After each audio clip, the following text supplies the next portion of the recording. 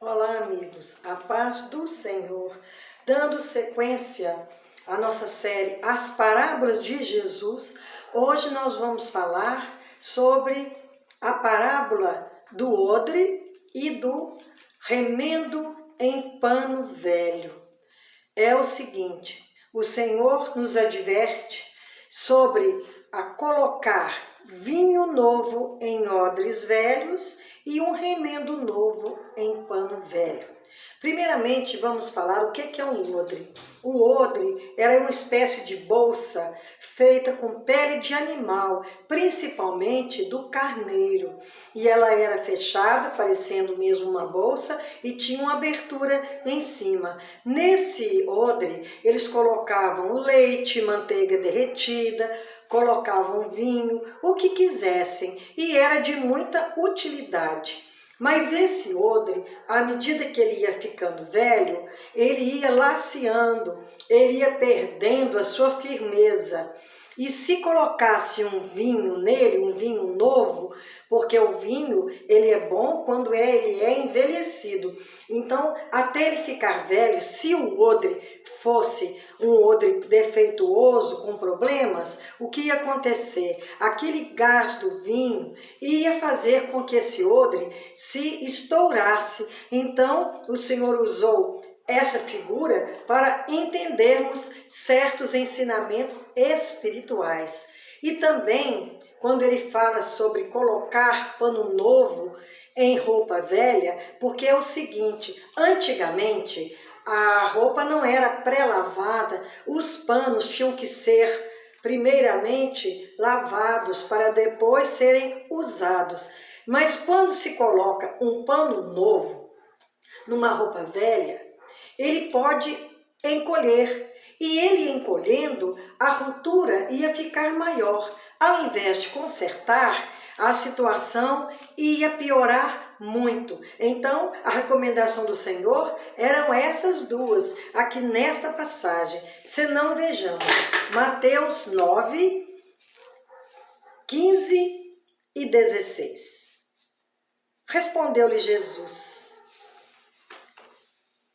ninguém põe remendo de pano novo em veste velha, porque o remendo tira parte da veste e fica maior a rotura. Nem se põe vinho novo em odres velhos, do contrário, rompem-se os odres, derrama-se o vinho e os odres se perdem. Mas põe-se vinho novo em odres novos, e ambos se conservam. Jesus, nas parábolas, ele usava experiências do povo para que eles entendessem com maior facilidade. Então, tudo que Jesus falava através de parábola era mais fácil a compreensão dos seus ouvintes. Nós, quando somos transformados, quando o Senhor nos encontra, nós que éramos aquela velha criatura, que estávamos cheios de rupturas em nosso espírito, porque o pecado, ele vai deteriorando a nossa parte espiritual. E quando o Senhor nos encontra, ele nos encontra cheio daquela religiosidade antiga, como a dos fariseus. Eles eram muito apegados às tradições e também aos costumes, e não abriam mão. E eles ficavam tão fechados espiritualmente, tão blindados à palavra de Jesus, que eles muitas vezes nem entendiam. E quando entendiam, contestavam, porque eles não foram transformados, eles não queriam, não desejavam serem transformados. E quando o Senhor nos encontra, nós vivemos em novidade de vida. O que é novidade de vida? Novidade de vida é quando nós esquecemos o velho homem para trás. Muitas coisas que nós apreciávamos, muitas coisas que fazíamos e que não tínhamos aquela preocupação em fazer, agora começa a incomodar. Porque quando o Senhor nos transforma, quando somos revestidos do novo homem, espiritualmente, nós estamos mais preparados para lutar contra o pecado, porque é o Espírito de Deus que vai agora nos guiar, nos dirigir, não mais aquela velha criatura que era acostumada a fazer coisas, a dizer coisas e não sentir-se arrependidos, porque o Espírito Santo não guiava a sua vida, não coordenava, não dirigia. E a partir dessa renovação é que nós passamos, nessa novidade de vida, a agradar a Deus. Então, alguém pergunta, mas o novo homem, a nova criatura não peca? Infelizmente, pecamos, porque em nós existem duas naturezas, uma natureza velha e uma nova, e essas naturezas, elas se conflitam. Então nós temos que estar sempre munidos da palavra de Deus, em oração, em jejum, sempre que pudermos, porque assim estaremos preparados, estaremos aparelhados para vencer o pecado. E quando pecamos, nós temos o Espírito Santo de Deus, através do nosso arrependimento, porque o Senhor conhece o nosso coração, conhece as nossas lágrimas no silêncio, porque quando somos novas criaturas, dentro de nós há aquela voz espiritual que mostra para nós que erramos feio e sentimos muita tristeza quando transgredimos os mandamentos do Senhor, o que Ele prescreve para a nossa vida em sua palavra. Toda a proposta do Senhor é benéfica para o homem, e quando estamos na velha vida, as circunstâncias são diferentes, os nossos comportamentos, o nosso modo de agir é completamente diferente, porque não conhecemos a Deus de maneira plena, de maneira completa. E é isso que impede que o homem viva todas as benesses que o Espírito nos propõe. O Espírito Santo nos propõe uma vida radiante. Não dizer que não tenhamos tristeza, mas nós superamos com maior facilidade. Nós podemos compreender outras pessoas que ainda não conheceram o Senhor, e nós estamos dispostas a ajudá-las para que elas também encontrem o caminho, para que Cristo também as encontre. Então é uma vida diferente, é uma vida de despojamento, é uma vida de um olhar para o próximo, porque quando nós descobrimos esse tesouro, ou quando somos descobertos por Cristo, nós temos vontade de levar a palavra, de levar tudo que o Espírito Santo nos dá, tudo que Ele faz com que nós vivamos para outras pessoas, para que elas também tenham desejo de experimentar. Então, nós não podemos viver cheio de remendos, porque o remendo não resolve. Nós temos que nos dispor a ser transformados pelo Espírito Santo e viver uma vida nova, afastada do pecado, recriminando o pecado, repreendendo o mal em nossa vida. Nós não podemos ficar apegados à velha vida, às antigas tradições que nos limitavam nessa convivência com o Espírito de Deus, porque a pessoa que fica as pessoas que ficam apegadas em tradições, em costumes e usos, elas não têm aquela visão espiritual de reconhecer Deus e a manifestação de Deus em sua própria vida. O pecado continua fazendo rupturas na humanidade. A humanidade está carente, está rota, está machucada. Por isso que nós não podemos nos calar. É uma missão que temos de levar a palavra e principalmente de viver a palavra, porque não adianta nós pregarmos e falarmos de Deus se em nossa própria casa, se entre os nossos conhecidos entre a nossa família, nós não damos testemunho de que vivemos aquilo que pregamos. É difícil? Não é fácil, mas quando estamos vivendo essa vida nova, o Espírito Santo de Deus nos dá força e nos corrige, o Senhor nos repreende e nós então sentimos arrependimento e voltamos a viver aquela vida que o Senhor quer para nós. O Evangelho é uma proposta de avanço. Nós não podemos ficar nos limitando e sendo limitados.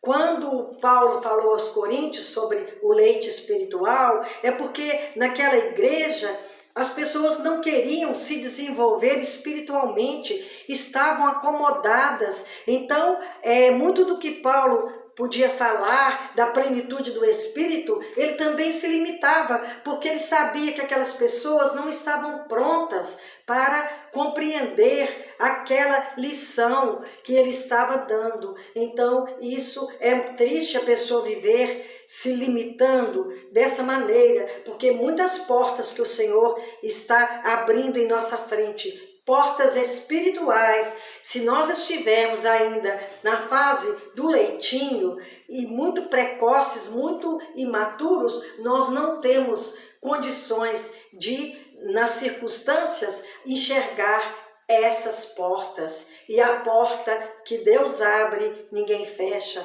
E a porta que Deus fecha, ninguém abre. Então só quem está vivendo em novidade de vida, em quem foi totalmente reformado, reformulado pelo Espírito Santo de Deus, pode reconhecer essas circunstâncias. Então que nós prossigamos em conhecer ao Senhor, lendo a palavra, porque há muitos que procuram a palavra como remendos, e o Evangelho não é isso, é muito além disso. Então a pessoa está com medo, procura uma passagem para poder debelar o medo. Se está triste, vai ler naquela passagem, aí procura Salmos, aí vai no 23, no 37, no 33, e ali, naquele momento, satisfaz, mas passa um pouco, já está carente, porque esse mundo não nos traz muita coisa boa, o mundo só apresenta coisas ruins, e temos que estar vivendo uma vida rica espiritualmente,